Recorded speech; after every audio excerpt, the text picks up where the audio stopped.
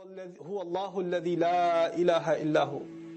He is Allah, the one no one is to be worshipped and obeyed except He Himself. عالم الغيب والشهادة, the knower of the unseen and the seen. When He says unseen and the seen, it means unseen and the seen as we think it.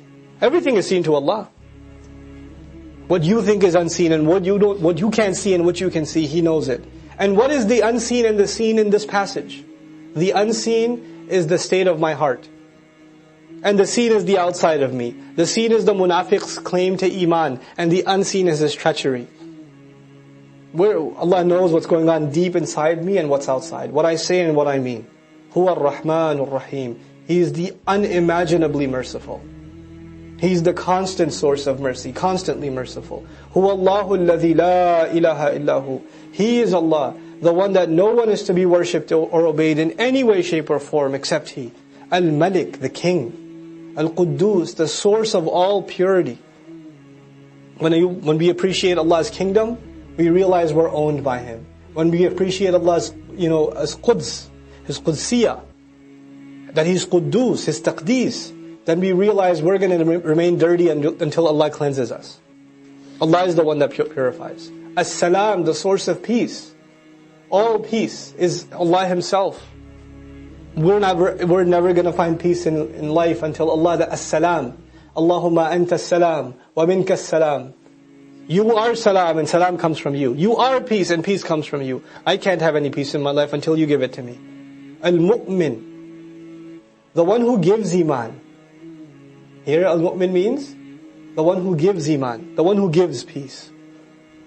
Al-Muhaymin, the one who protects. Al-Raqib, the one who watches constantly over someone and makes sure they don't go in the wrong direction. This is Muhaymin, watching over somebody. Al-Aziz al-Jabbar, the one who is the ultimate authority.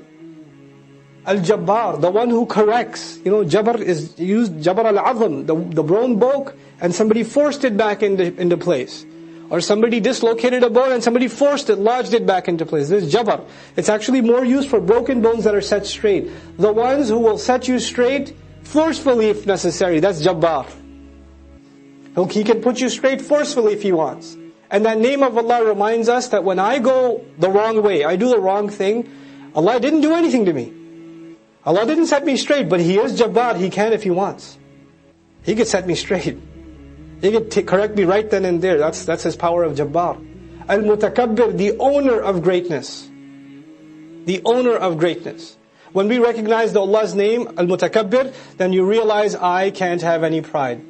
I can't have any ego.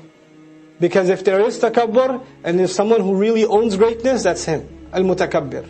Subhanallahi amma yushrikun. How far above Allah is from all allegations that they attribute to Him. Huwa Allahu al-Khaliq al-Bari. He is Allah, the Creator, the Initiator, the one who starts things from nothing. Al-Musawwir, the molder, the fashioner. People complain about I'm too short, I'm too fat, I'm too brown, I'm too light, I got freckles, I don't like the color of my eyes.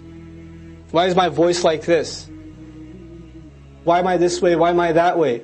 Allah calls Himself Al-Musawwir, the fashioner, the molder, the sculptor. You look at yourself in the mirror and you thank Allah that He sculpted your nose and He sculpted your eyes and He sculpted your face.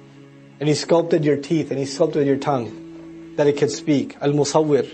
Lahu al-asma'ul husna. He alone owns all the most beautiful names. يُسَبِّحُ لَهُ مَا فِي السَّمَاوَاتِ وَالْأَرْضِ.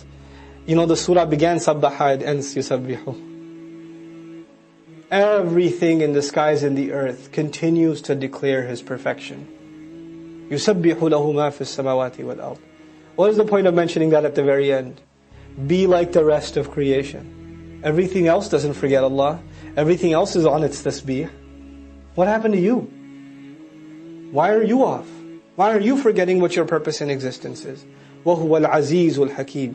And He, in fact, is the ultimate authority and the owner of all wisdom. May Allah Azza wa Jal not make us of people who've forgotten themselves. And may Allah Azza wa Jal make us of those who remember Him by His most beautiful names. And may Allah make all of our du'as sincere and genuine from the heart. So there's strong faith, there's weak faith, and then the level underneath that is hypocrisy. And the warning is, if you're in weak faith right now, that means you're in dangerous territory. Which means the only one step below, and where will you be? You'll be in nifaq. You don't want to be there. Let me tell you about the people of nifaq. يَوْمَ يَقُولُ الْمُنَافِقُونَ وَالْمُنَافِقَاتِ. The day on which the hypocritical men and women are going to say, لِلَّذِينَ آمَنُوا, to those who believe, انظُرُونَ, look towards us, wait for us. So everybody's walking towards Jannah. The hypocrites are being left behind a little. This is phase 2 of Judgment Day, by the way. The disbelievers have already been discarded. They're already in hellfire, they've been thrown in.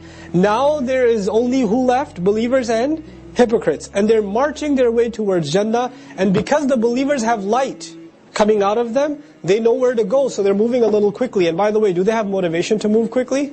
Sure. They sure do. So they rush, and then the announcement is made, Jannah. Like, oh.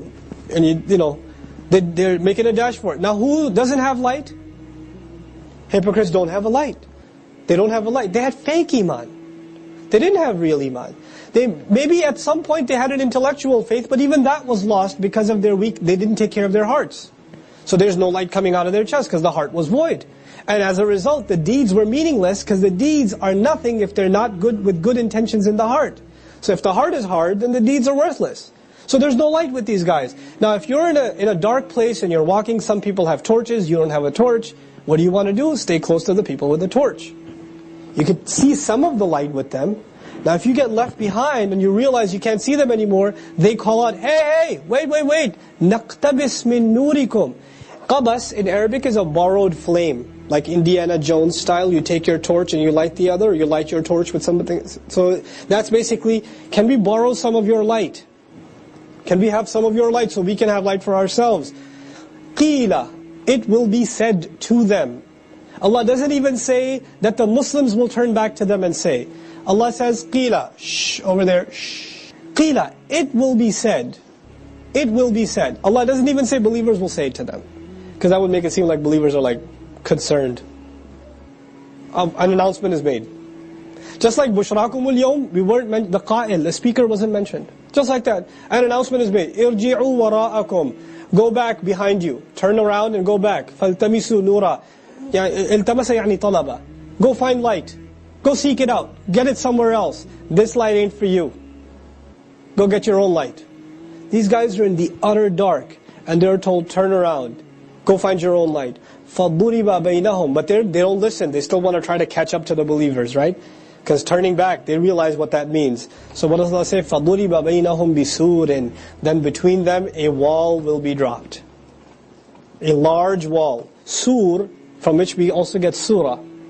Surah is large walls that encircle a city. It's not the wall in your backyard. It's not the fence wall. It's the large, Assassin's Creed wall. Big giant wall, can't scale it, etc. Okay? That wall. That kind of huge damn wall will be dropped between them. Lahu bab, which has a door. Lahu bab. Now, why even mention a door? Ulama comment, there are different levels of munafiqun and people of weak iman. There may be those the Messenger describes, ﷺ, people that will burn in hellfire for some time and then eventually make their way to paradise. Well, how are they going to get to paradise if this gigantor wall is there? What's in that wall? A door. There's still some way. But, and some argue, no, this door is mentioned, so it adds to their hope, so they try to open it and realize they won't open. So it's like insult to injury. بَاطِنُهُ فِيهِ الرَّحْمَةِ. On the other side of it, the side you can't see, there is mercy. وَظَاهِرُهُ. And the obvious side, where these people are at, مِنْ قِبَلِهِ الْعَذَابِ. From the other side of it, is all there is punishment. يُنَادُونَهُمْ. They're going to start calling out from the wall. Now walls don't have ceilings, so you can still hear on the other side. So they start yelling and screaming, أَلَمْ نَكُمْ مَعَكُمْ. Weren't we with you? We were with you. We went to the same school, man. Remember? Mudaf ilayh. You and I were like mudaf and mudaf ilayh, inseparable. Nothing comes between us. What happened today, man? I used to be at the masjid too. I was a believer too. Abdullah ibn Ubay was at the first rows of the masjid. When I went to Masjid al-Nabawi for Fajr, I got to the masjid before the adhan, started walking, prayed some sunnah, kept walking, iqamah was given, I was not even halfway into the masjid. Not even halfway into the masjid. My intention was to try to catch, like follow the janazah into Jannat al-Baqi'. If you're up ahead, you can follow it. But man, you're like, way back there. You know, in the hallway you have to pray. And you're like, man, these munafiqun, they were in the front row. Behind Rasulullah, not Shaykh Hudayfi. Behind Rasulullah sallallahu alayhi wasallam. And yet they're munafiq. Yet they're munafiq. And Allah, now, you know, أَلَمْ نَكُمْ مَعَكُمْ? Weren't we with you? قَالُوا بَلَى, of course you were. Why not? I remember you. وَلَكِنَّكُمْ فَتَنْتُمْ أَنفُسَكُمْ. You put yourselves in trial and difficulty. You put yourselves in tribulation. The shaitan didn't put you in difficulty, you put yourself in difficulty. Fitna is a difficult test.